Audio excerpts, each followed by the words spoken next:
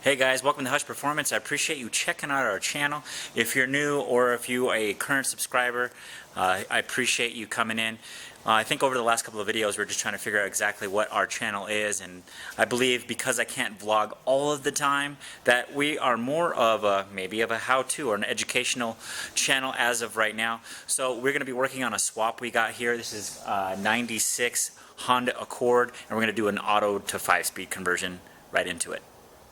Aside the obvious things like maybe a transmission or a shifter are a lot of the unobvious things, and that's what we're really going to be focusing on this one. Stuff like maybe you didn't know that you needed a manual intermediate shaft, or maybe this manual bracket here, or what particular motor mounts you need. Then of course we have the shifter cables, and you definitely have to make sure that you get the shifter cable bracket, and of course then the pedal assemblies. And this is all stuff that you have to gather from a donor vehicle.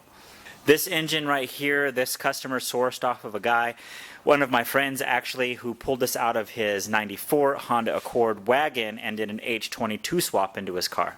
Well, maybe you're thinking like, well, why didn't this guy do an H22 swap? Well, I think it's going to be relatively easy for him because his engine is hurt and it's the same type of F22 VTEC engine that's in there, so it's going to be very little wiring that we're going to have to do. And he wanted to at least do a manual swap while he's replacing the motor. So if you've gotten to the point where you're going to do a manual conversion, I would hope that you have some experience with removing these types of engines, and so we don't have to cover the actual removal of this particular motor. What we're really going to be focusing on is just the 5-speed conversion itself. If you don't have experience removing these motors, you could use a Haynes or Chilton manuals, which you could find at your local automotive parts stores. I've been doing this almost 20 years, and that's how I started, and now look at it. We're here teaching you what to do.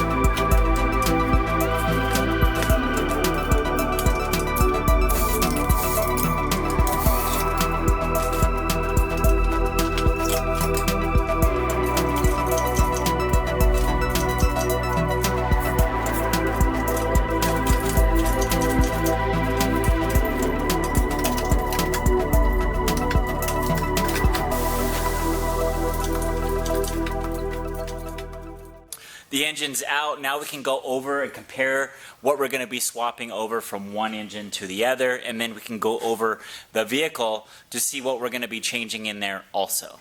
With the original engine out, we can do a quick comparison of what's got to be swapped over and what we're going to be reusing between the two.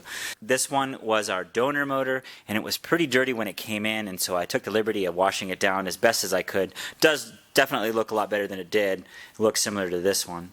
This is a 94, and looking at it real quick, there's some things that are different on the 94 to the 96, like the distributor plugs. This one right here has 2 plugs.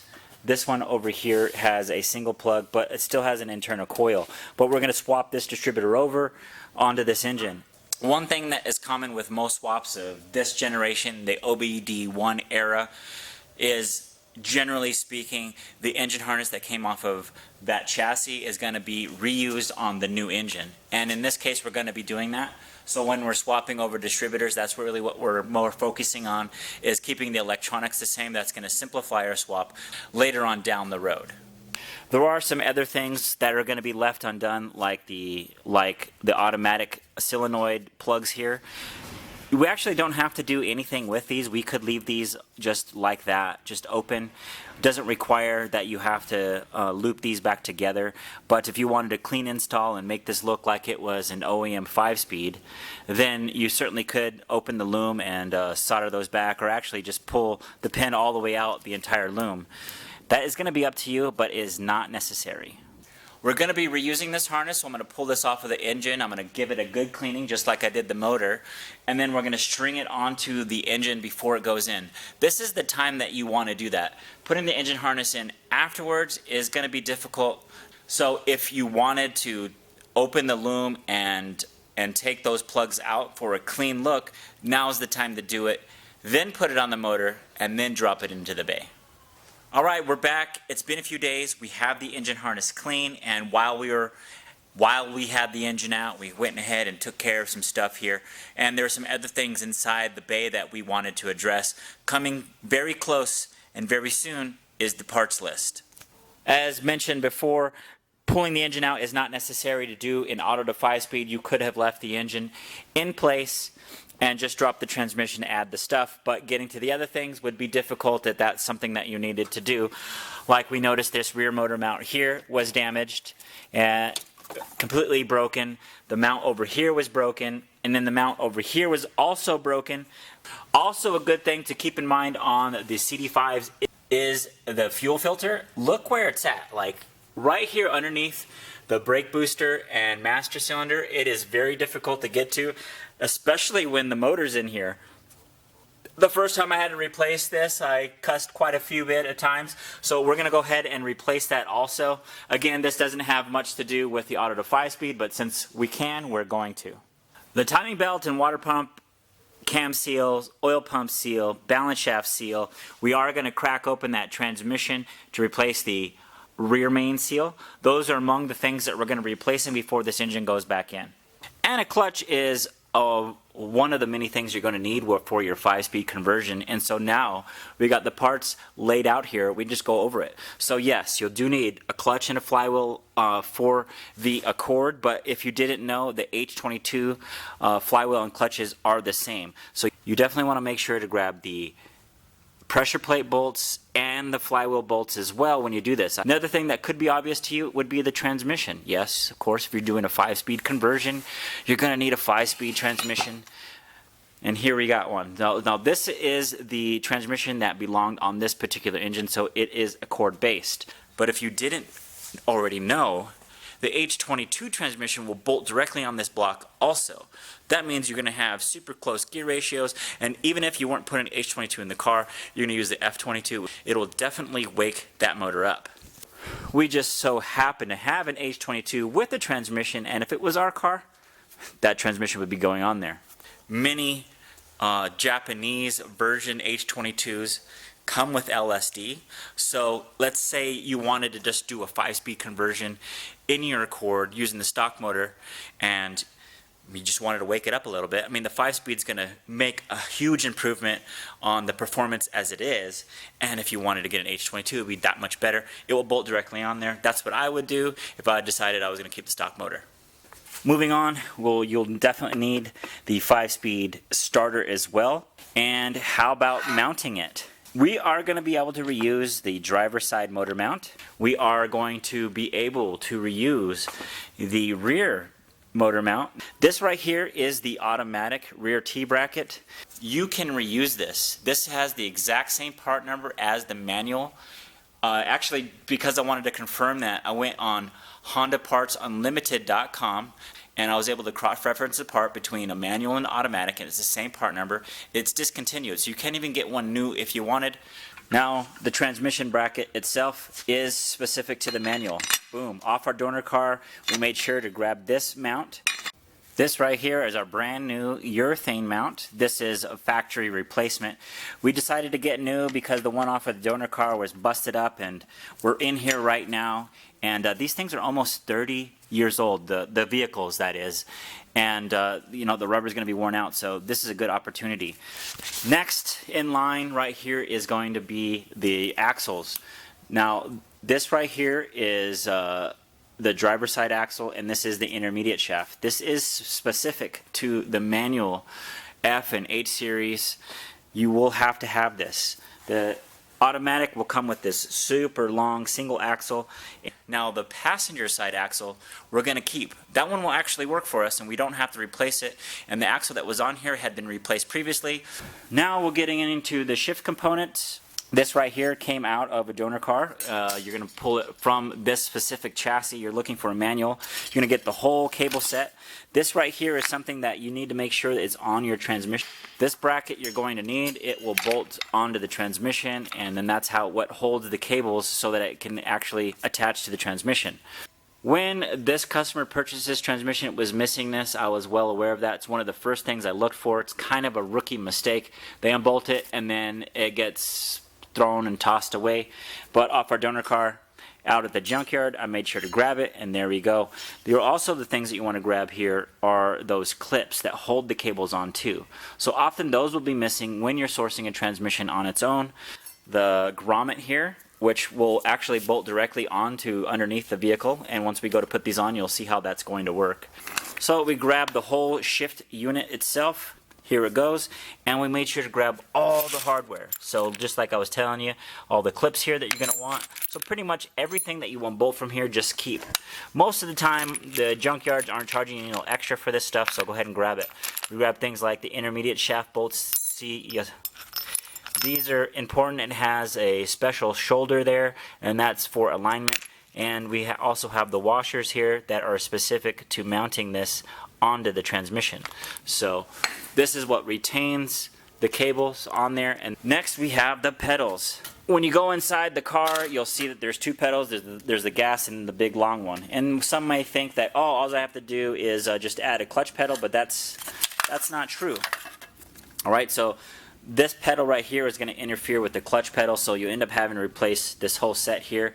Also, right here, make sure to grab the sensors as well. So if you want to retain cruise control and a neutral safety switch, which is part of the electronics that we'll get into later, make sure to grab it. We have it here. There it is. Now, if there was anything really difficult about this swap, it's going to be this. Some vehicles have a pre-drilled hole there, where that means the chassis is going to be the same between both automatic and manual. That means the hole on an automatic car is plugged, but on this car there's not a hole at all, so we're going to have to make one. The next thing I added to this was a slave cylinder. Again, this is all new and it's relatively inexpensive, and you can see here on our donor transmission the slave's missing parts, and this one's complete and this one's from AutoZone. That means it does have a lifetime warranty. The clutch line, to remove it off of the used car with the engine in, not fun. So I'm going to make us a custom clutch line on this, but it wraps all the way around here and then comes over here, and then there's what's called a clutch dampener that mounts right over here in this area. Now this particular bracket is specific to the automatic transmission. This right here won't bolt directly onto our manual motor mount. Doing some research, I found an old Honda Tech thread.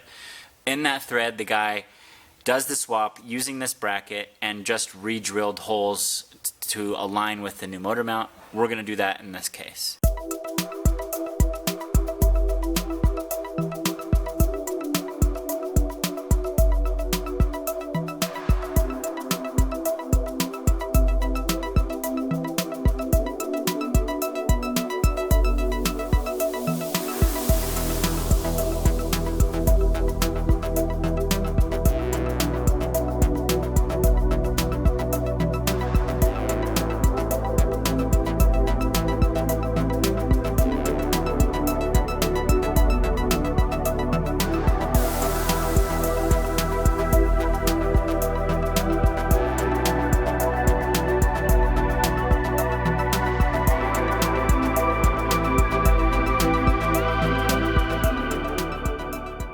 This right here would be a part that you would need if you were using all the factory hard lines off of a manual Accord. Because we're going to be replacing the clutch line, we're going to replace the clutch line all the way to the slave cylinder. The engine is essentially prepped and ready to go in. The only thing left I'm going to do is add this motor mount. That's just something that I like to do when I drop the motor in. I set this side in first, then I tuck the transmission underneath the bracket there, and then I'll add the bracket to that after the transmission's inside. But this is what I wanted to show you, and that's that I put the wiring harness on already. But what I wanted to point out here is all the automatic stuff and how this engine and how this swap will work without having to modify it Most of what we have to modify as far as electronics go is inside the car and not on the engine. We're going to go over that once we get in there. But as far as the engine harness goes, it's good just like this. We can leave this stuff right here. No need to worry or be scared. It's going to work just fine. And then the only thing left here on the transmission that we can't quite plug in is the reverse lights.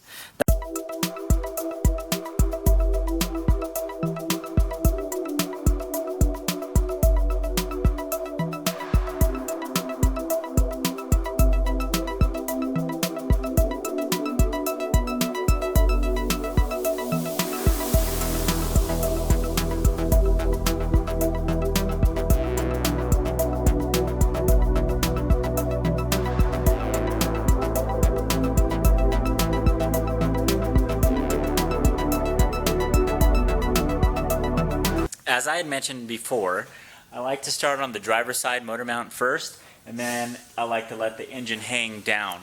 I'll then come over to the passenger side, and I'll drop this motor mount bracket down. I have the transmission just low enough to be able to slide the bracket in between the mount and the trans, and drop it right there onto the studs. The way that this is shaped, it might interfere with this bracket as you try to swing this engine into position. So now that that's in there, we'll go ahead and raise the transmission up using this jack down here.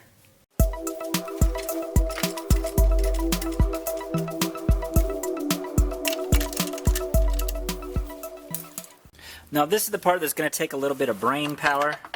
This mount right here is meant for a manual bracket, and if you can look right away, you can see where the hole is on the bracket and about where the eyelet is on that motor mount, and see how it's offset.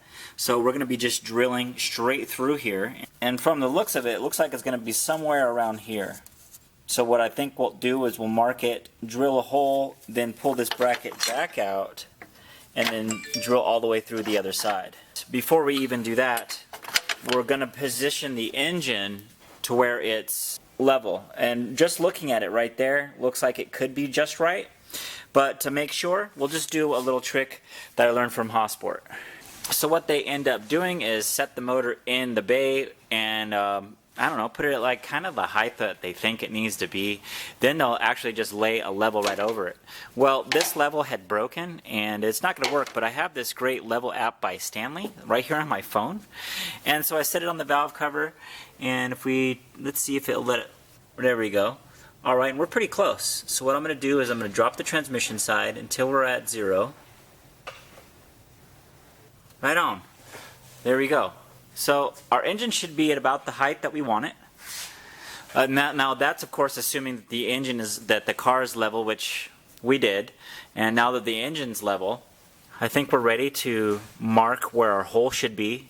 I feel confident about this because I set this motor mount in there already. It's already tight, and that's basically where the engine's going to be.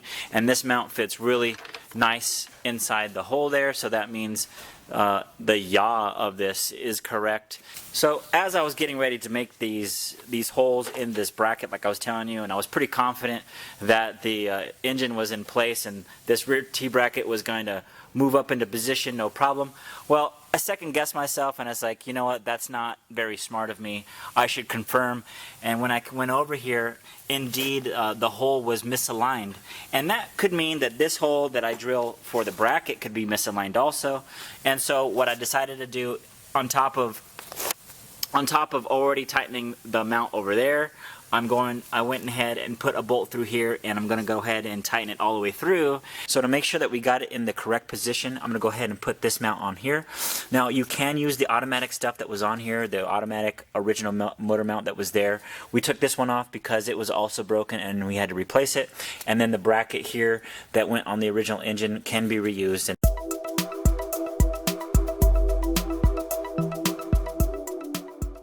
I'm glad I decided to go with my experience over my instinct. Putting that front motor mount bracket and mount on now was probably the best thing that I've done so far in this swap. Come to find out, it was out of position. I ended up having to take this jack and rejacking the engine backwards more than I thought it needed to be. These engines do sit back quite a bit, and it can be a little bit off-putting for for somebody to think that it really needs to sit back that far. But because I did that, now this mount's going to be in the correct position, and I won't accidentally drill in the wrong spot. It actually is raised up quite a bit more than I thought it would be when I originally had it in there, when we thought we could just send it. Now that I have the nuts and bolts snug onto the mount, I'm getting ready to prepare to drill the hole. And to do that, I think I'm just going to have to eyeball it. I think that's pretty much what any one of you guys are going to have to do doing this in your garage.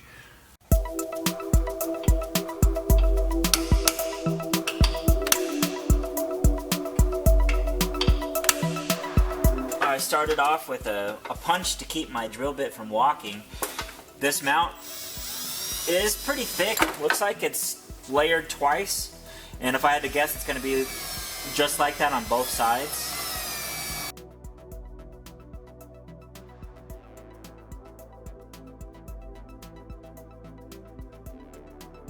We made it in through the mount, but check this out. If you can we see it? Can you see where the actual bit is inside the mount? So we made it through, but we were off center just a bit. So what I'm going to do now is, what I did was use my pilot punch right next to it, and then I'm going to drill another hole all the way through, and then maybe in the center I'll use my larger bit to connect these two holes together. I'm going to have to remove material out of this anyways. It's a rather large hole I'm going to have to make, and this is pretty thick steel. Once I get this first hole punched through using the correct bit size, then chances are I'll be able to use that same large bit that needs to be the size all the way through to the other side. And just like I was telling you, I'm hoping that maybe I can start my other larger hole right there in the center of those two. It looks like they almost connect here, but the size drill bit I'm going to need is going to be pretty close to this one, so it's going to be pretty large, and I'm hoping that this is going to work out, because in between these two I should be spot on.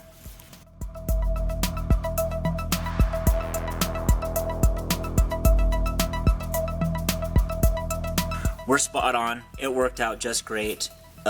So now I'm just going to work up to this size, or at least just big enough to where we can get a bolt through. Our bolt goes through. Now we're going to work on getting the drill bit all the way through here that's long enough to reach, which I'm pretty sure I have plenty of.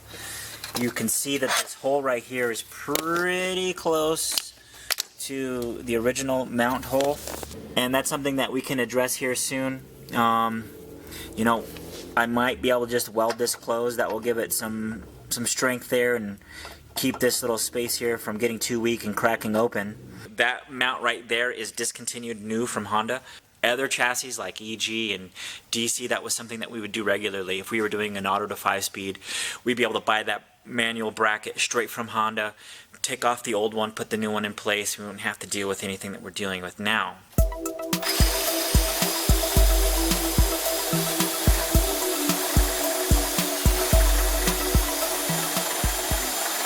There's a nut back here, and it's just tack weld. You could barely see where it would attach to there, but that nut would certainly get in the way of our drill bit coming through there. So what I did was I just took my breaker bar here and I just broke it off. I just pulled it on and just bam, yanked it off, and it popped it off. And now it's free and clear of anything that's going to be in the way of our drill bit coming through there. And we'll just be able to add a nut, that same nut, right back on, because it came off and it's floating around somewhere in here.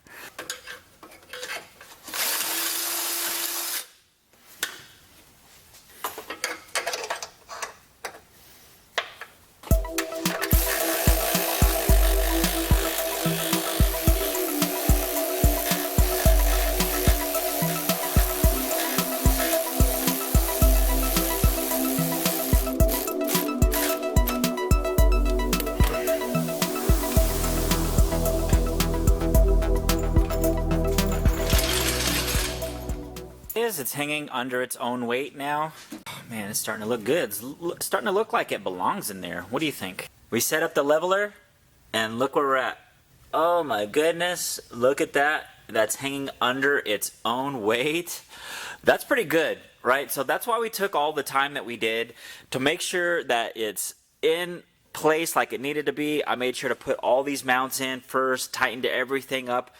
That's coming from my experience from Hossport. My instinct tells me from years and years of doing this just to keep everything loose, to get everything to line up. And certainly while we're installing the engine, trying to get the mounts, at least the ones that are already here in place, keeping them loose will help you get those bolts in there. But when we go to put that mount in, obviously it shows that we need to tighten everything up. That'll make sure that the engine is exactly where it needs to be, and we get our hole drilled perfectly, and it worked out really well. I'm very confident about this, so the only thing I have left to do is fill that hole. Again, that's something that you're going to make a decision on. I got the mount out, and I was able to get in there with this flap wheel right here on the die grinder. Looks like there's still some area around here I can get, but with this it's going to be a little difficult. I may have to get in there by hand. You know, doing this video, I'm going to have to do all the extra work I don't want to do. I'm not excited about getting in there, to be honest with you guys, man. But to make this a really nice weld, there's still some paint over here I'm going to have to eliminate. So that means I'm going to go in there with some 220 sandpaper by hand and use my finger and just get in there good.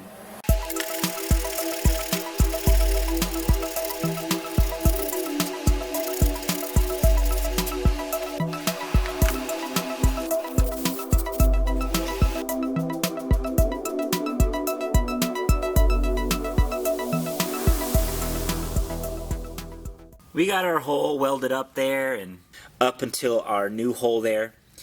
Really, this is probably more than most would do anyway. I'm not saying that you need to do this, but I guess just for the sake of the video, and if anyone were to look at this and be like, hey man, that's a shitey job or something like that, if I just left the hole there, at least this customer wouldn't have to explain himself. What I'm going to do is go ahead and use my flap disc tool and just take that down a bit to where it's a little flush, and to where the head of our bolt won't hang up on there too much.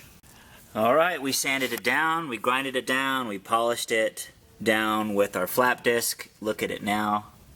Once this is painted, it's going to be OE. I mean, because who's going to be really looking to see if this was once a hole and welded closed and all that? You know, someone's just going to assume that's how it was. And again, that is an entire judgment call on you. Again, this was something more than I believe most would even do, but it can be done. If you wanted to make it look OEM, boom, there it is. Now I have to do the backside. There's no way that I'm going to be able to just leave it like that.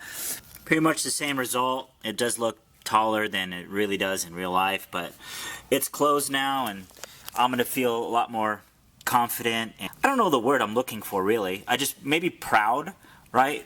Because if you pulled that off, you'd be proud of that, and I want this customer to be able to be proud of his swap also.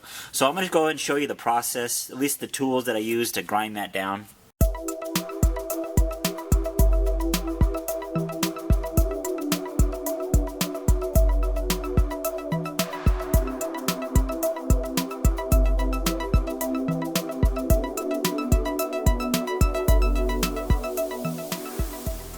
So you saw the flap disc that I had on the die grinder also, but I went over it with a carbide bit, and I really need like a 45-degree carbide bit. That would be a little better than this straight barrel, but this is going to knock down a lot of that material really quick and fast.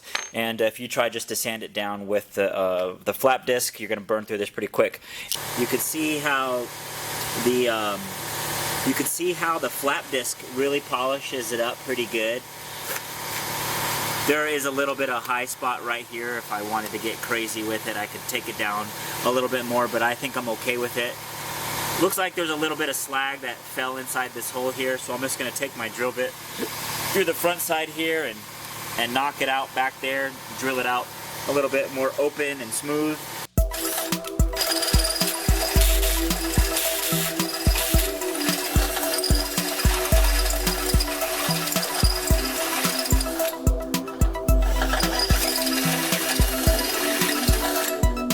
When prepping this for paint, I'm just going to go over it with some paint thinner. I got soaked onto this rag here. And that's just going to degrease it and take off any of the impurities that I don't want in there when I go to paint it, to reduce our amount of fisheye that we may end up having. I mean, this is pretty dirty in this area as it is. So I'm just going to try to knock it down as best I can. I don't have any color match paint, so I'm just going to go over it with some satin black. And what I'm going to do is just going to dust the area.